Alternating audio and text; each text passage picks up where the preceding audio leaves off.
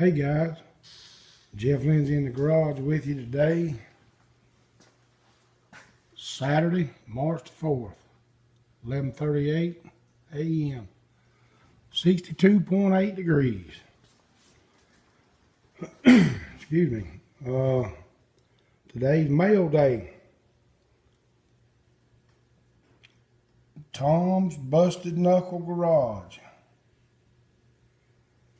That's T Noble 69. It's his channel, and Tom's building a 68 resto mod. Doing a great job. I love what he did with the back seats. I think they came out of an 05, and he has recently built the hinges and got it where that back seat will actually lay down. And that car is going to be something to look at when he gets through. I'll tell you, it's nice. He's doing a great job. Tom, we're going to get you put up on the wall. And I appreciate the sticker. And you should have one, if not already, anytime from me. So I appreciate that. And I'll bring you back when I get you put up. And there's Tom. Right below Drive Shaft Drew. And some others. All great channels. If you hadn't subscribed, you hadn't checked any of those out, go check them out. Tom Noble. Thanks again, Tom. And if anybody's want to trade stickers, we got plenty of space. I've got plenty. Just PM me your address and I'll get you one in the mail. Be glad to. Alright guys, we're going to push the Camaro back outside today and get started sandblasting again. And you can see we got sand everywhere. We got a lot on the inside. It'll make a mess, but it'll do a good job. We did a pretty good bit yesterday.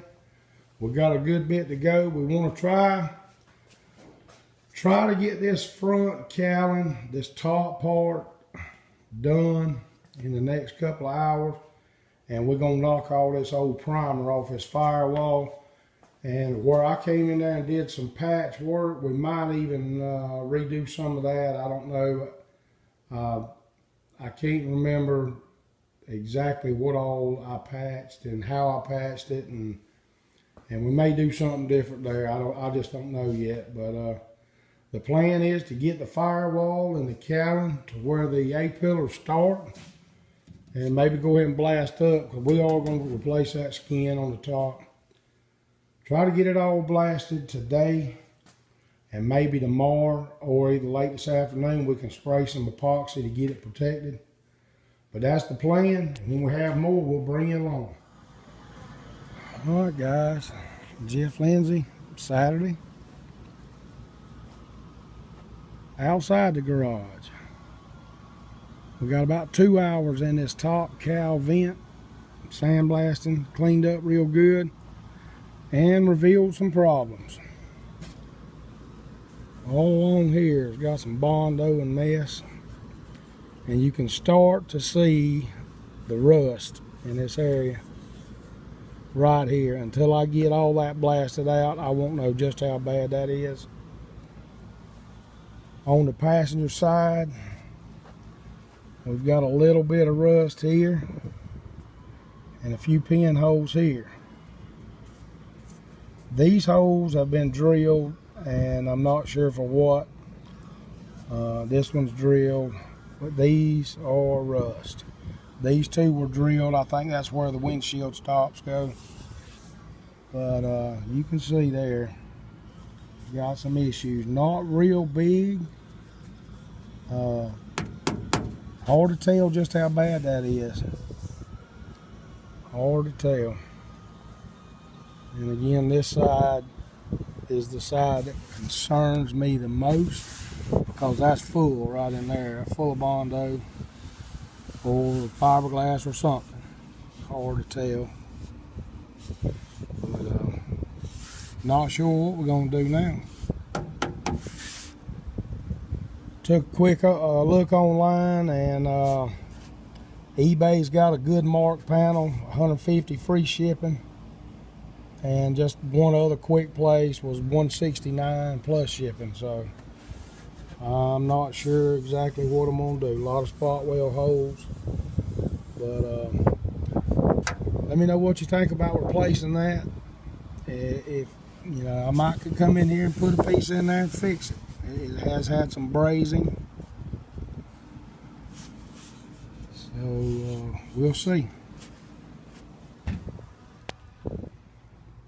All right, guys. After a lunch and some debate in my mind as to what we want to do with this upper cowl vent panel, I'm gonna knock this stuff out, see just how bad it is, and go from there. We've still got plenty of 18 gauge sheet metal. I know this really is not an area that I would like to patch, but I really don't want to take this whole panel out either. So, like I said, over here is not too terrible bad. We might can spot this up and get away with some short strand fiberglass in there and smooth it all back out on this side. The driver's side, we definitely need to find out just how bad that is. So when we have a little progress, we'll bring you along. All right, guys, Jeff Lindsay in the garage with you. Still Saturday, 4:55 p.m. and we're working on the upper cowl panel. There's what we find, and there's what we're getting into on this side. It is worse than suspected. They really had the Bondo coated in there. When I took that needle scaler and started getting that stuff hammered out, you could really see what was going on. So, not entirely sure what the plan is here. We just kind of walking around in a circle, scratching our head. We don't know if we're going to actually do this or not. Probably will. Probably try it. There again, this panel, found one on eBay for $150. No shipping. That's probably the route I should take, but I'm probably going to try to patch it. We'll see. It's going to take 2 patches in order to get that stamped contour look. So that's where we're at. This side's not all that bad. I don't think it's near as bad. Couple of pinholes there we're going to try to weld up. And if this doesn't turn out like we want it to, and if it doesn't turn out looking good enough, we'll just take this off and get us one coming and do that. But I got a long way to go on the car, a lot of money to spend on the car. I need to try to kind of cut as many corners as possible without sacrificing too much. You know, everybody knows that has been following the channel that we're just doing this for a driver car. It's not a car for resale. It's not something I'm doing for anybody. So this will be a driver car, but we want it to be fairly dependable and not start flying apart going down the road either. One thing I did want to show you, for the folks that are restoring cars, and I know Mr. Fireman 164 has been down this road and he's done some tests on some panels. He's welded panels together. He's tried different spray-on, weld-through primers and stuff. But my thinking is, anywhere you've got 2 panels coming together on these older cars, if you can't get to them, you're probably going to have trouble. I mean, unless it's just a complete, I mean, stripped down, no panels touching, and you can get in there to it and protect it with something, you're probably going to have some issues with rust.